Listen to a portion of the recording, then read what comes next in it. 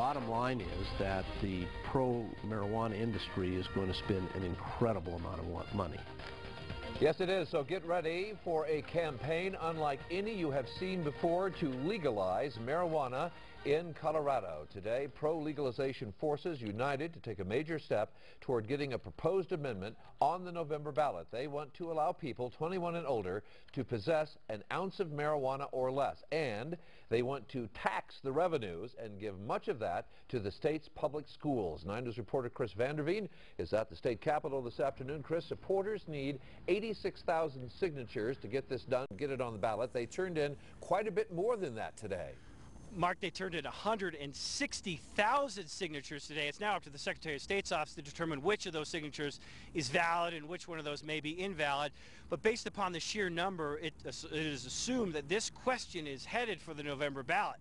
Speaking of questions, you have to go back to 2006, Amendment 44. It didn't have the regulatory or taxing structure built in as this one does, but it went down by a fairly sizable margin.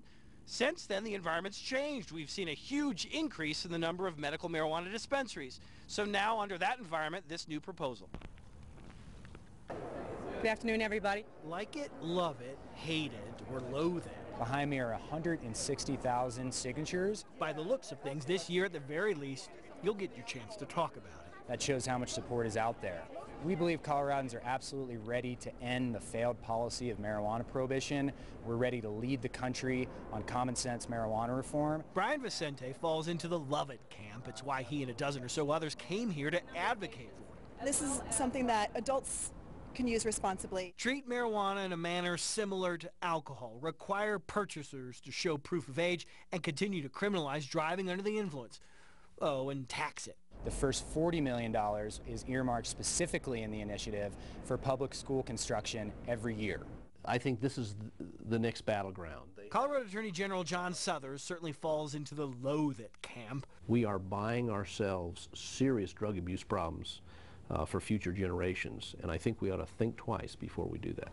As nearly 160,000 signatures made their way to the Secretary of State's office, he found himself worrying about the current environment. While alcohol and marijuana use were declining among teenagers for 10 years prior to 2008, alcohol use has continued to decline.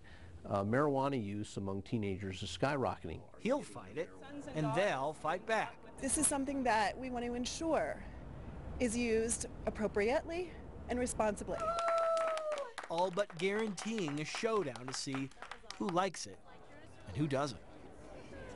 You already heard Attorney General Suthers said he expects a lot of money to be thrown at supporters of this particular initiative. What he doesn't expect is a lot of money to go in on the opposition side, the side that he is on.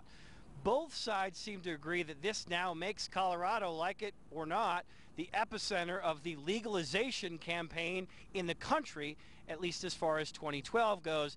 And Mark, as we all know, even if it does pass in the state of Colorado, there is still the issue of federal law. Right. Under federal law, marijuana is still illegal. Right, exactly, which has been one of the big sticking points for the medical marijuana legislation. Absolutely, it's been that debate, but they would like to at least get it legalized on a statewide level. We'll see what happens. It's going to be Donnybrook. Chris Vanderveen reporting live. Chris, thank you very much. And while technically the Secretary of State could toss out enough of the signatures to invalidate the question, it is widely believed that they will have enough to get this on the November ballot.